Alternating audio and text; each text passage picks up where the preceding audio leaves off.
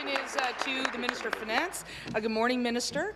After promising a balanced budget just weeks ago, the minister broke that promise by announcing he would plunge our province into an $8 billion deficit. Shame. And just on Monday, the Premier doubled down in her throne speech with that same number. On April the 2nd, the Premier said, and I quote, "I think everyone here knows that eliminating the deficit is the most important thing we can do for economic growth." Mr. Speaker, why is this government promising a deficit when they know it will harm the economy? Thank you. Minister of Finance. Mr. Speaker, I appreciate the member opposite and her open letter to us today, recognizing some of the measures being taken. So let me start off by saying we have slayed the deficit since we came into office. We have not only a balanced budget, Mr. Speaker, at this moment, we have a surplus, Mr. Speaker. And that surplus and that financial strength is enabling us to do a number of initiatives that we're choosing to do on behalf of the people of Ontario. And the member opposite has made reference to the fact that there are needs out there, needs that we have been addressing by providing OHIP Plus, by providing free tuition, by ensuring that we have a more secure retirement for those that have seen seniors and further on with the CPP enhancement. We've taken these measures, and Mr. Speaker, every time we've done these progressive measures while balancing the books, they voted against that, Mr. Speaker. We are there to support the people of Ontario. Indications are your continuation of what happened yesterday, so we will be moving very quickly. I'm also going to remind some members of the government side that while the member was answering, I was hearing heckling, which meant that they were interfering with their own member. And that's not conducive to the same, because I was going to say the same thing about the opposition side. So I noted that. So we will conduct ourselves properly, and we will move to warnings if it continues.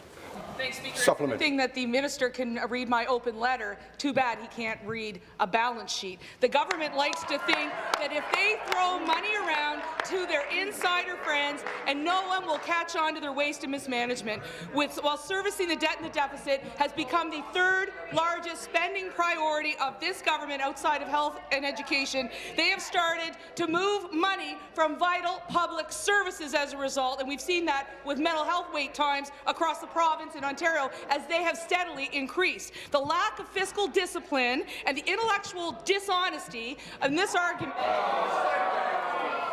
The member will withdraw. Nerve. Hit a nerve.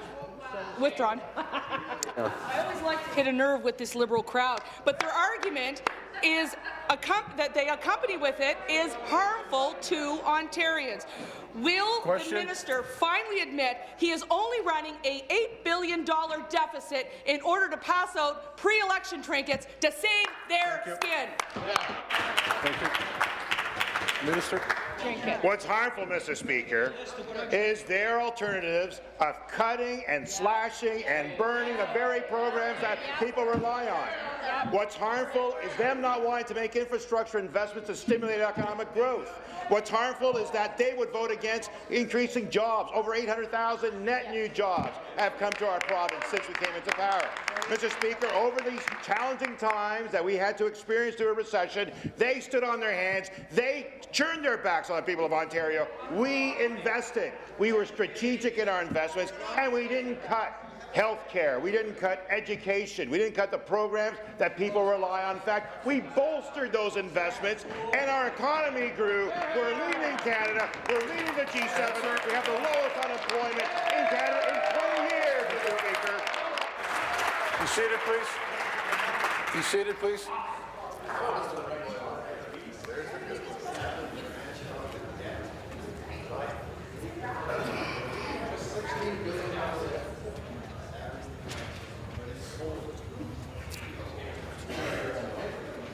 We are now in warnings.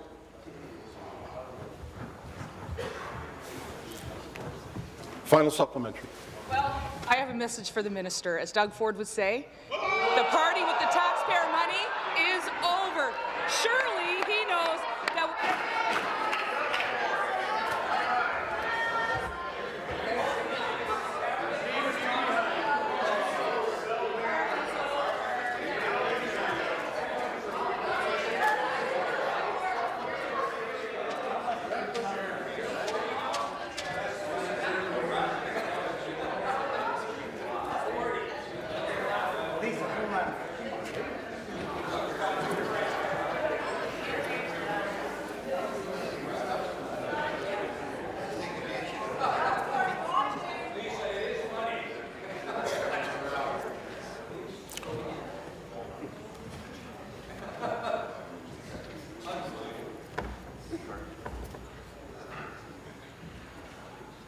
About 4 people just missed a warning. If you want to get your last licks in, do it now, and I'll warn you now.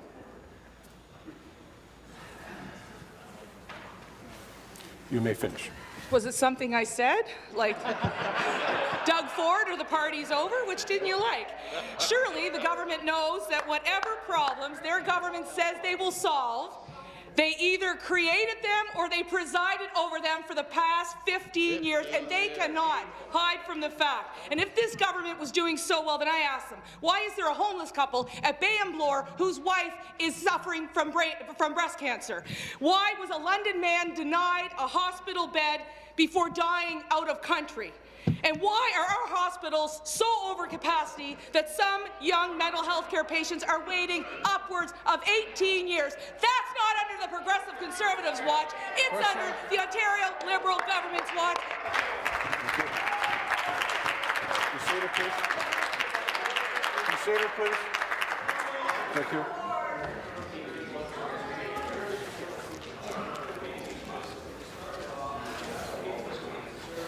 Minister.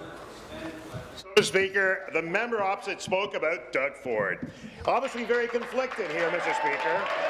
On the one hand, they have a $16 billion hole they got to fill. And he's saying we may balance or we may not. He's not decisive. We may sell marijuana right next to schools or we may not. He's undecided. He wants to make cuts. He has to make cuts based upon what he says.